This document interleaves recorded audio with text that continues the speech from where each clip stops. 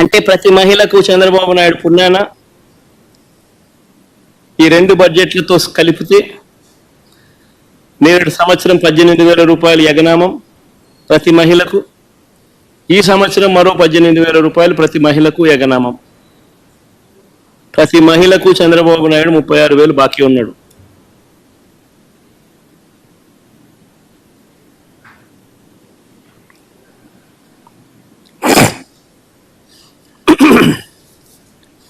మహిళలందరికీ ఉచిత బస్సు, ఇది చాలా చిన్న హామీ వాస్తవం చెప్పాలంటే.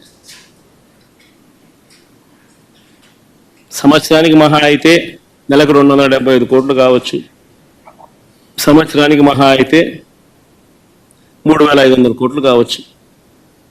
చాలా చిన్న హామీ వాస్తవం చెప్పాలంటే. ఎన్నికల మేనిఫెస్టోలో ఇది హామీ పెట్టాడు.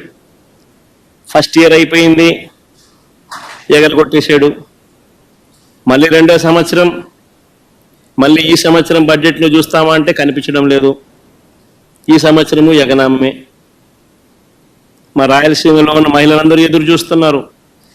విశాఖపట్నం పోయి రావచ్చు కదా, పోయి చూసి రావచ్చు కదా, బాగుంటుంది కదా అని చెప్పి.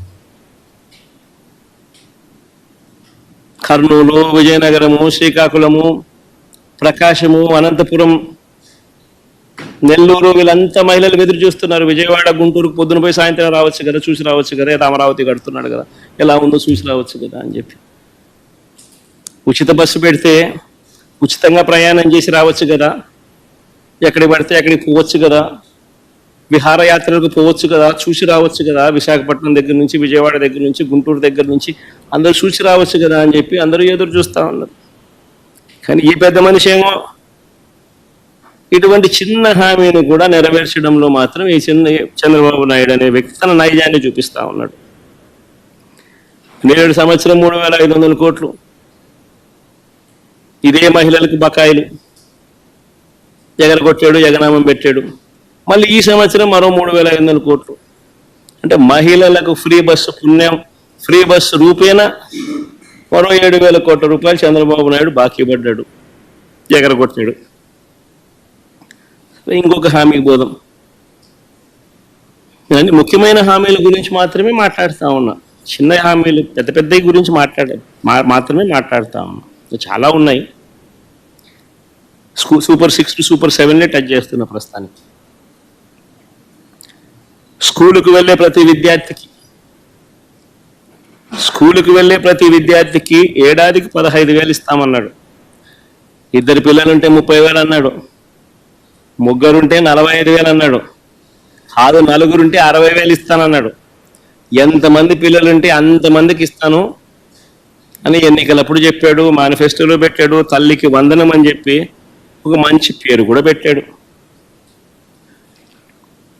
చంద్రబాబు నాయుడు ముఖ్యమంత్రి అయిన తర్వాత మొట్టమొదటి బడ్జెట్ ప్రవేశపెట్టాడు. అందులో 5,386 కోట్లు కేటాయింపులు చేశాడు. నేను అడుగుతా ఉన్నా, మొదటి బడ్జెట్లో తాను కేటాయింపు చేసిన 5,386 కోట్ల రూపాయలు అదుగో మీకు అన్న ఎదుటే చూపిస్తా ఉన్నా. మొదటి బడ్జెట్లో తాను కేటాయింపులు చేస్తూ బడ్జెట్లో తాను ప్రవేశపెట్టిన బడ్జెట్ పత్రాల్లోని డాక్యుమెంట్ 2024-25లో బడ్జెట్లో 5,386 కోట్లు పెట్టారు. రూపాయి కూడా డబ్బిలా.